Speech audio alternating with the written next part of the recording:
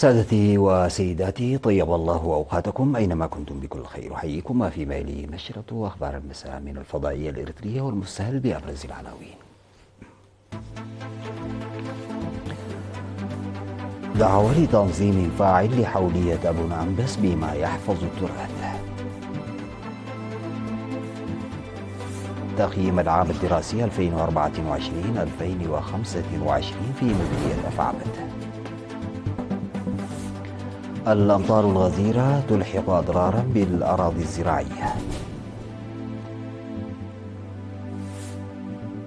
روسيا تستعرض قوتها العسكرية بصواريخ فرد صوتية وقاذفات. انطلاق جولة جديدة من المحادثات التجارية بين الصين وأمريكا في مدريد.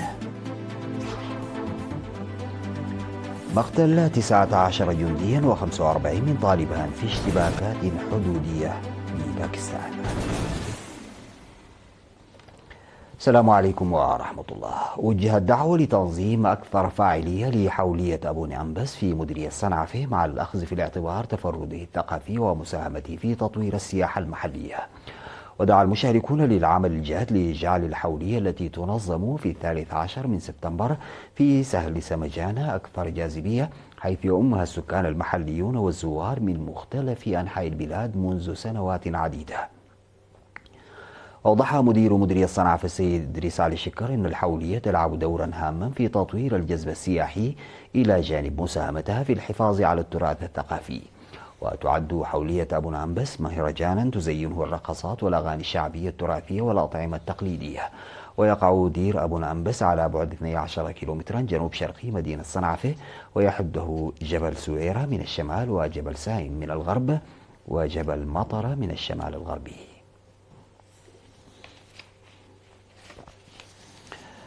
وضح في التقييم الذي أقيم يوم 12 من سبتمبر لتقييم العام الدراسي 2024-2025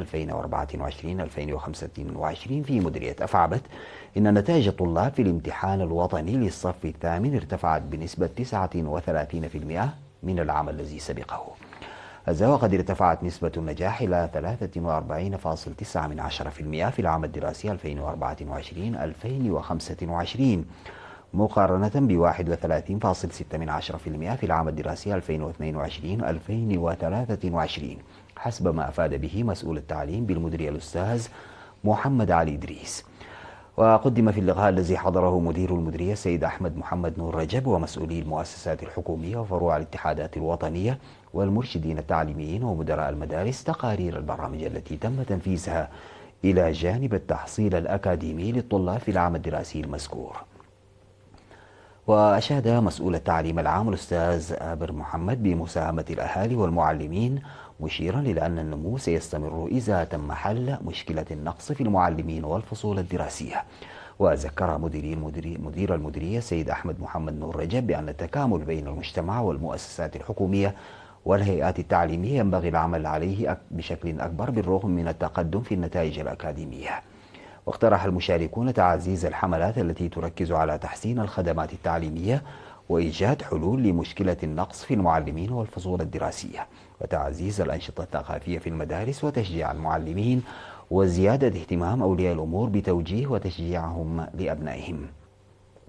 في غضون ذلك ناقش مدير مديرية أفعبت أحوال وتقدم برامج التنمية مع المواطنين في جميع إدارات الضواحي التابعة للمديرية حسب ما ذكرته وكالة الأنباء الإريترية. أعلن قسم السجل العقاري التابع لوزارة الأراضي والمياه والبيئة عن تطبيق عملية تسجيل إلزامية لضمان وجود واكتمال الوثائق الأصلية. وقال المدير العام للقسم السيد هبت ميكائيل ولد قرقيس لوكالة الأنباء الإريترية إن المهمة الرئيسية للقسم تتمثل في تسجيل الأراضي والعقارات والحقوق والالتزامات المتعلقة بالملكية وفقا للإعلان القانوني رقم 1 لعام 95 بشأن تسجيل الملكية وإلغاء ورفع النقل القانوني والرهونات والعقوبات للملكية بالبيع أو الميراث أو الهبة أو غير ذلك من الأصول الثابتة التي تستخدمها المؤسسات الحكومية والأراضي المخصصة للأعمال الحكومية والأراضي المخصصة بحقوق ملكية الطيسة وحقوق الانتفاع بالأراضي الزراعية وحقوق الإيجار. وذكر بأن النظام التسجيل موحد وسهل الاستخدام وإنه يوفر يطبع خريطة أو مسودة خريطة توضح حيازة الأرض ومستوى المنطقة وتطورها، فضلا عن هيكل الحدود، مشيرا إلى أن رؤية الإدارة تتمثل في تطوير نظام سجل عقاري حديث لجعل عملية تسجيل الممتلكات سلسة وسهلة لجميع العملاء. وأوضح أنه تم تعيين جهة مختصة وهي كاتب العدل تعمل على التحقق من صحة الوثائق وتصدق على العقود لضمان نقل الملكية العقارية بشكل آمن. وقال إن السجل العقاري يشجع الاستثمار من خلال توفير الاعتراف القانوني وضمان أمن ملكية العقارات وحقوق استخدام الأراضي والحد من النزاعات والخلافات حول الأراضي والممتلكات والفساد المرتبط بها، وتوفير المعلومات الإحصائية للمساعدة في التخطيط والسياسات، بالإضافة إلى أن فوائد التسجيل العقاري يشمل حيازة العقارات المسجلة في المكتب وتوفير معلومات للمشترين حول حالة العقار ونقل الملكية المسجلة سابقا. وأضاف السيد هبتة ميكائيل أنه تم تسجيل 1015 حالة في النصف الأول من عام 2025، معظمها سكنية، و153 مؤسسة تجارية وزراعية، و86 حالة رهن وحظر. وذكر بأن الخطط المستقبلية تتضمن زيادة الوعي لدى الشعب والمؤسسات بشأن التسجيل العقاري الإلزامي للأراضي التجارية والزراعية والسكنية، والتأكد من أن المعلومات العقارية تتضمن بيانات مكتوبة ومرئية وبيانات إلكترونية لتأمين وربط وثائق الملكية المسجلة القديمة المعلن عنها.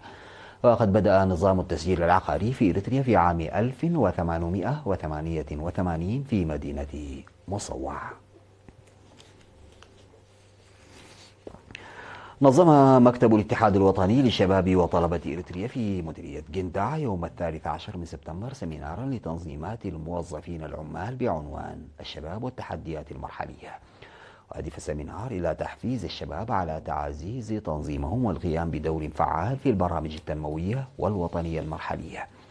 وحث مسؤول مكتب الاتحاد في جندع الشاب صلاح الدين علي الشباب على تعزيز قدراتهم الداخلية وتحويل التحديات إلى فرص يبرزون فيها إبداعاتهم ومساهماتهم الوطنية. وذكر مسؤول مكتب الجبهة الشعبية للديمقراطية والعدالة بالمديرية الأستاذ دجان جبرو إن الشباب يتحملون المسؤولية الأكبر ويلعبون الدور الأعلى في بناء البلاد وتقدمها المرحلي.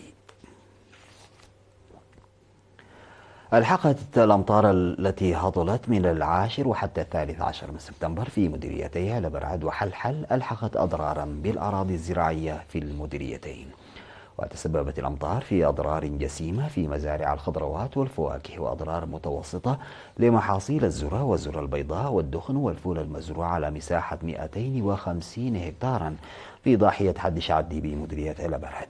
وحتى خبير تنمية البذور السيد جبرهيوت أبراهام المزارعين لتوخي الحذر واستبدال المحاصيل في الأراضي المتضررة بزراعة بذور تتزامن مع الموسم للاستفادة من مناخ الموسم الزراعي. وتشير الأنباء الواردة بالمثل إنه قد تضررت المزارع والبساتين إلى جانب تضرر المنازل بسبب الأمطار الغزيرة المصحوبة بالعواصف والبرد في إدارات ضاحية ملبسو وحلحل ورهي.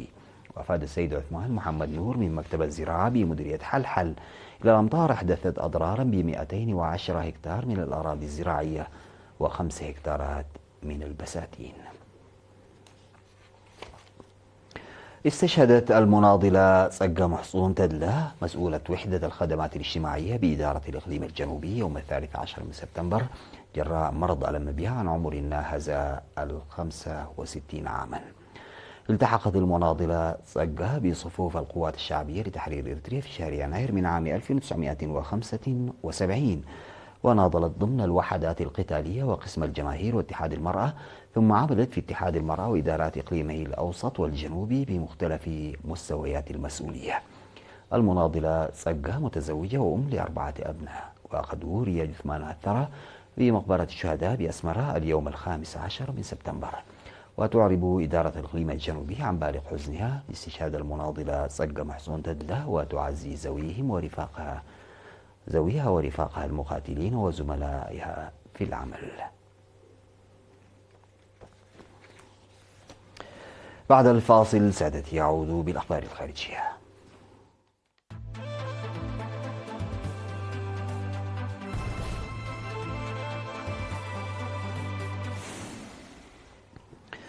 قالت روسيا إنها أطلقت صاروخ كروز فرد صوتي من طراز تسيركون على هدف ببحر بارنتس، وإن قاذفات مقاتلة من طراز سو 34 نفذت ضربات في إطار مناورات عسكرية مشتركة مع روسيا البيضاء.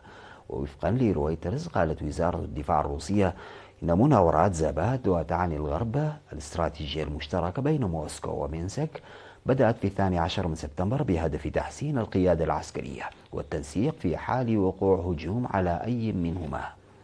وقالت موسكو ومينسك إن هذه المناورات دفاعية فقط، وإنهما لا تنويان مهاجمة أي عضو في حلف شمال الأطلسي.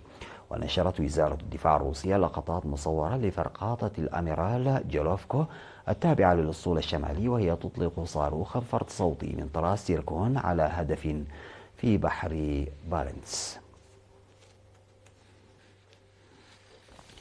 بدأ ممثلو الولايات المتحدة والصين جولة جديدة من المحادثات الاقتصادية في مدريد مع تكثيف التواصل الدبلوماسي بين البلدين. ووصل الوفد الأمريكي برئاسة وزير الخزانة الأمريكي سكوت بريسنت والممثل التجاري جيميسون جرير والمجموعة الصينية بقيادة نائب رئيس مجلس الدولة هي ليفينغ إلى مقر الاجتماع. وبدأت المحادثات بعد ذلك بوقت قصير وفقا لمسؤول حكومي أمريكي. ومن المقرر أن تشمل المناقشات قضايا التجارة والاقتصاد والأمن القومي، بالإضافة إلى وضع تطبيق تيك توك التابع لشركة بايت دانس المحدودة، والذي يواجه موعدا نهائيا هذا الأسبوع للتوصل إلى اتفاق لضمان استمرار عملياته في الولايات المتحدة. ومن المتوقع أيضا أن يضع المسؤولون الأساس لاجتماع محتمل بين دونالد ترامب وشي جين بينغ في أقرب وقت الشهر المقبل. ومن المقرر أن يحضر الزعيمان قمة في كوريا الجنوبية. قال الجيش الباكستاني إن قوات الأمن شنت مداهمات على 3 أوكار لحركة طالبان الباكستانية قرب الحدود الأفغانية خلال اليومين الماضيين، مما أدى إلى اندلاع اشتباكات عنيفة اسفرت عن مقتل 19 جنديا و45 مسلحا.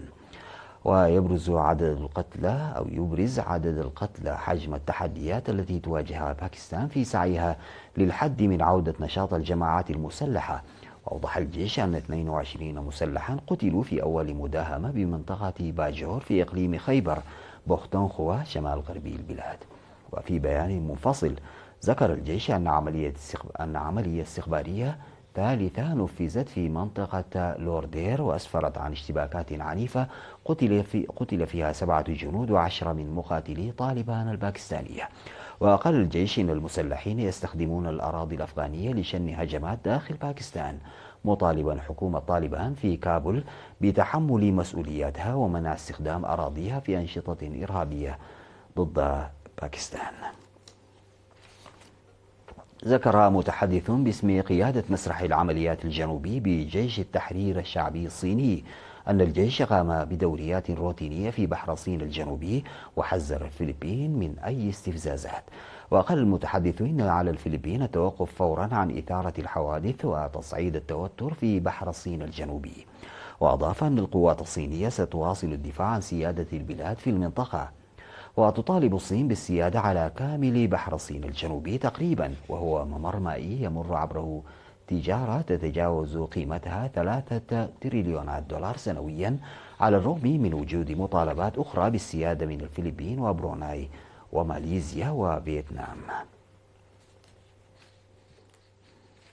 ختاما سيداتي وسادتي، إلى حضراتكم تذكير بأبرز العناوين.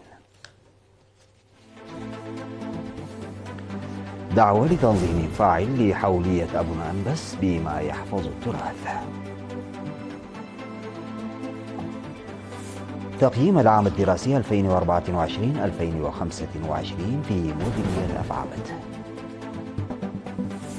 الأمطار الغزيرة تلحق أضرارا بالأراضي الزراعية.